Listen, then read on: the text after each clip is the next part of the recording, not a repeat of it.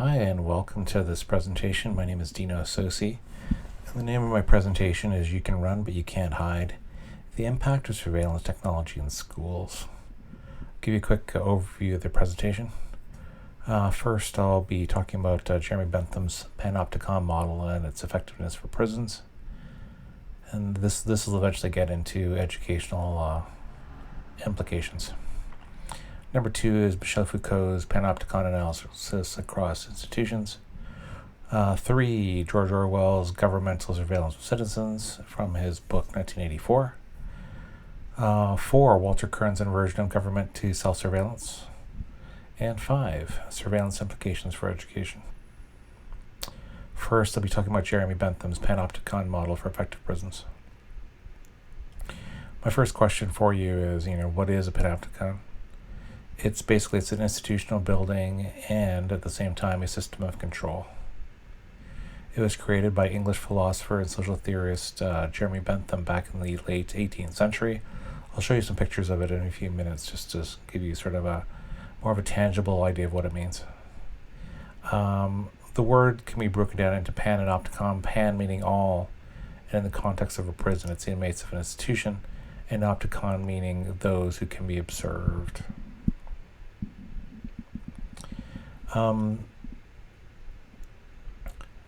The idea of panopticon comes from the word panoptes, who in the olden days was a single watchman, a giant with literally 1,000 eyes.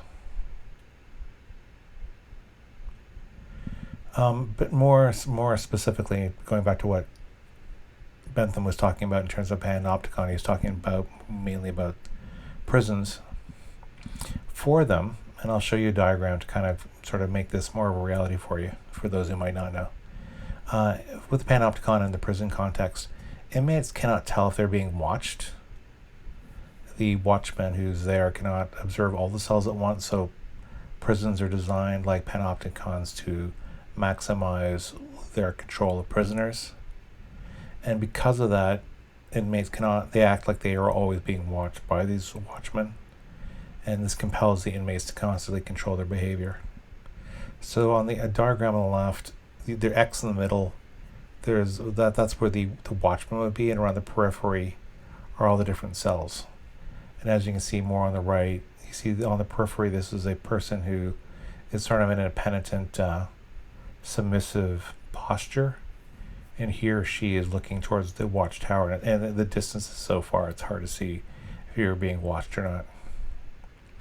This is actually a actual properly built cell house in Illinois. See again the Watchmen. For those of you who are Batman fans, that's a great Morgan Freeman. And then there's this idea that Batman wants to find some criminals, and so they weaponize all of the cameras in the city to be able to sort of see what's going on all at the same time. So again, it's more of a modern application of what the modern view of what a panopticon. Now I'll go into Foucault's panopticon analysis across institutions, because obviously a lot of you would be like, prisons, who cares? It doesn't really apply to sort of modern schooling, but that's kind of what I'll eventually get to. Well, this is a big quote from Foucault's iconic work, Discipline and Punish. The panopticon must not be understood as a dream building, is a diagram of a mechanism of power reduced to its ideal form. And so what he's getting across is that this building, it's built in a way that it exercises the central authority from the middle of the building outward, and it shows how that exerts power on the people who exist. Now I'll go more into Orwell's thoughts on government surveillance of citizens. And this is detailed in an article by Walter Kern called Little Brother is Watching, where he talks about George Orwell's book 1984. I'm sure most of you know 1984 and Big Brother, but I'll sort of quickly go through that. Just get everyone on the same side. Who's Big Brother? Do you worry about Big or Little Brother? And have you had a Big or Little Brother experience? for those of you who don't know, but I'm assuming most of you do, but I just want to get everyone on the same page. Big Brother is an overly intrusive controlling government from Orwell's novel 1984. He's a totalitarian leader of the book's fictional state. And in the book, people are watched and controlled constantly by Big Brother. They're reminded frequently that Big Brother is watching them. And here's this kind of Hitler-looking character who is shown to be Big Brother in this depiction. If you want to look online, there's tons of different depictions of what Big Brother looks like and some of the totalitarian nature of the novel. Again, in this book, so that's just basically a really quick overview of Orwell. But in Kern's article, he inverts the idea of government surveillance to self-surveillance. He writes, "It isn't some stern and monolithic Big Brother that we have to reckon with as we go about our daily lives. It's a vast cohort of prankish little brothers." And here he talks about he's kind of compelled to write this article in the aftermath of Rutgers freshman Tyler Clementi, who committed suicide. From the article, he brings up this Pew Research Center percentage statistic. So what percentage of internet users say they are worried about how much information is available online about them? If you want to guess, it is 33%. And remember, this is back in 2010, so I'm assuming it's much higher because of developments about people knowing that they're being surveilled these days and that their privacy is being constantly eroded.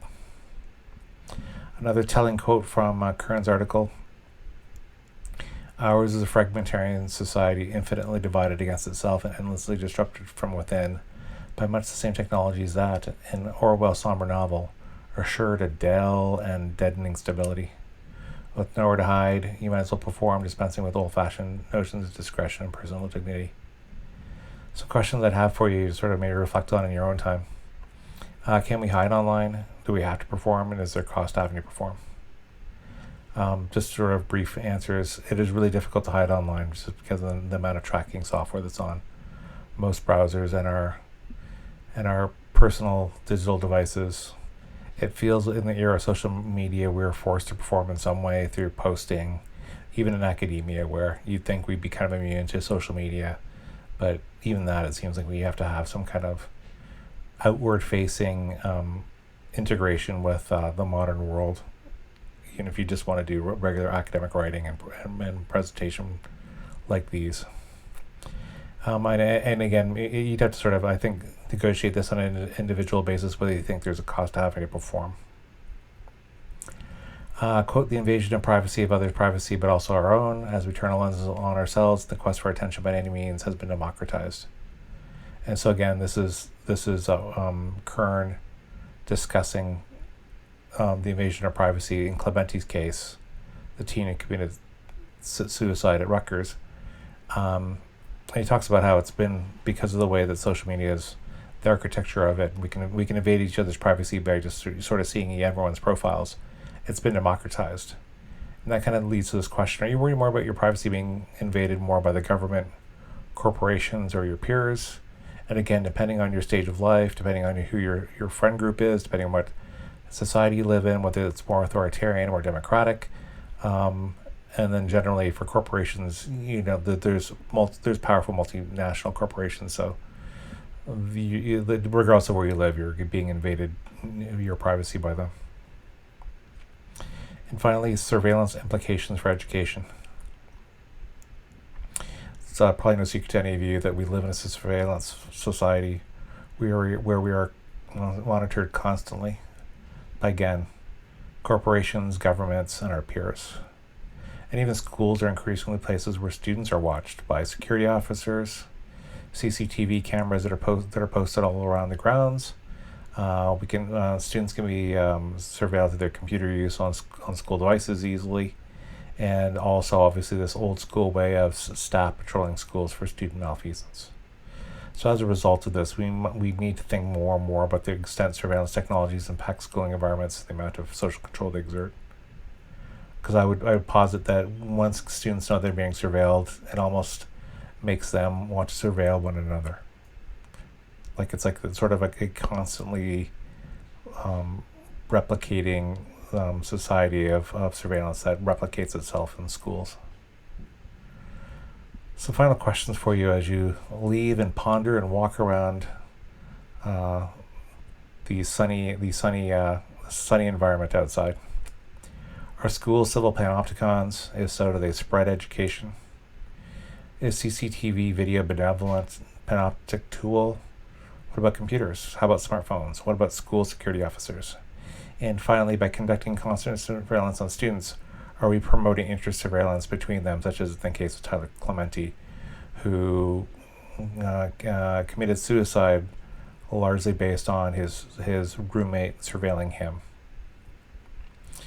So there, my friends, was You Can Run But You Can't Hide, the impact of surveillance technology in schools. Thanks for watching.